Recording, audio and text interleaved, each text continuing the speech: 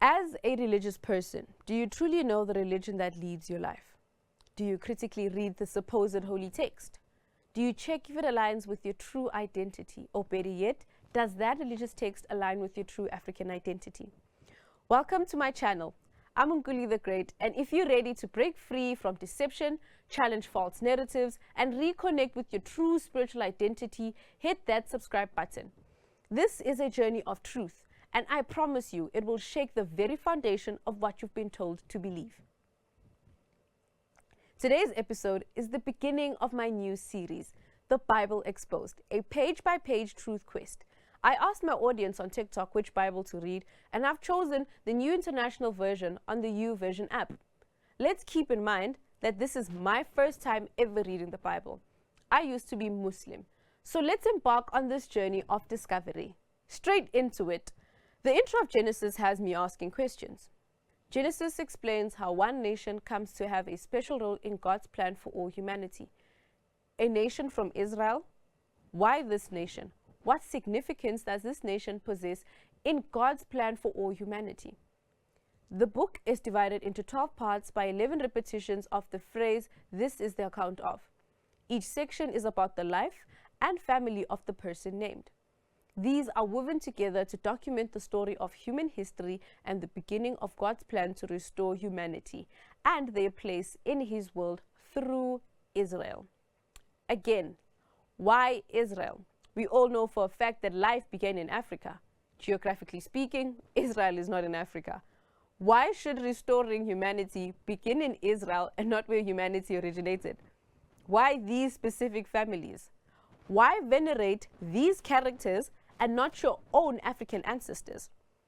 Why should restoring humanity not begin in Africa where spirituality originates? Ask yourself these questions, and hopefully we'll get answers. Definitely not from the Bible. In this episode, we will be covering Genesis 1 and 2. Genesis 1, verses 1 to 5. Day 1, God created light separated from darkness, and we get day and night. Verses 6 to 8. Day 2, God separated water from water, creating a vault we now know as the sky. Verses 9 to 13. Day 3, God created land, seas, and vegetation. Verses 14 to 19. God created the sun, moon, and the stars to govern day and night. Verses 20 to 23, day 5, God created sea creatures and birds. Verses 24 to 31, day 6, God created land animals and humankind. All of this happens before we even meet Adam and Eve in the next chapter. Genesis 2. To my understanding, Genesis 2 is like a zoomed-in, detailed version of creation. It focuses on Adam and Eve in the Garden of Eden. Genesis 2, verses 1 to 3.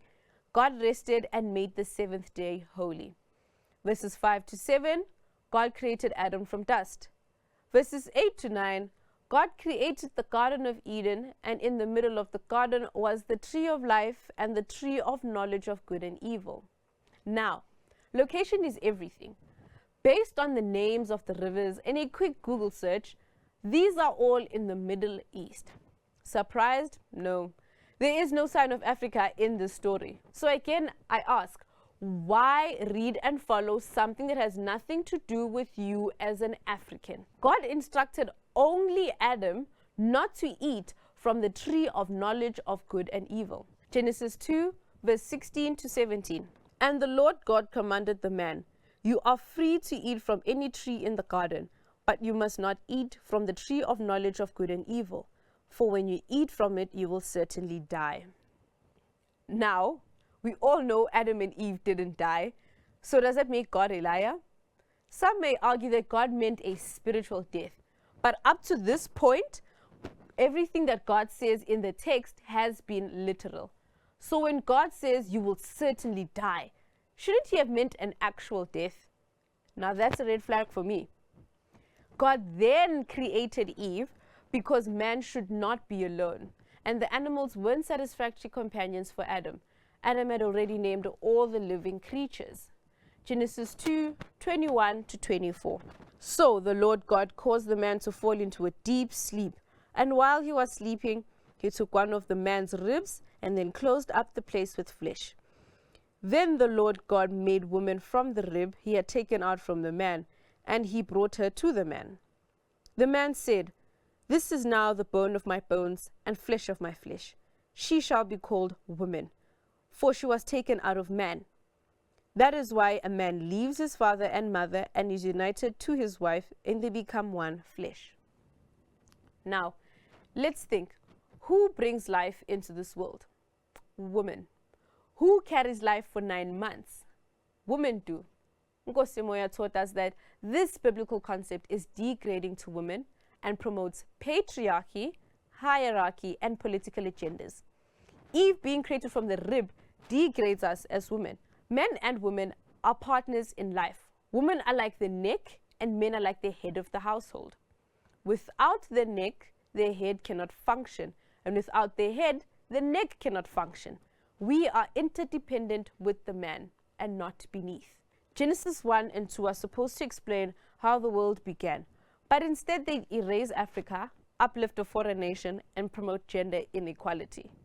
So ask yourself, why are there two different creation stories? Why doesn't Africa appear in either of them? Why is woman made second from man? Why believe a book that doesn't include you? This is only the beginning. Keep watching The Bible Exposed, and you might just start seeing the Bible and your own spirituality completely differently. Don't forget to subscribe and drop your thoughts in the comments.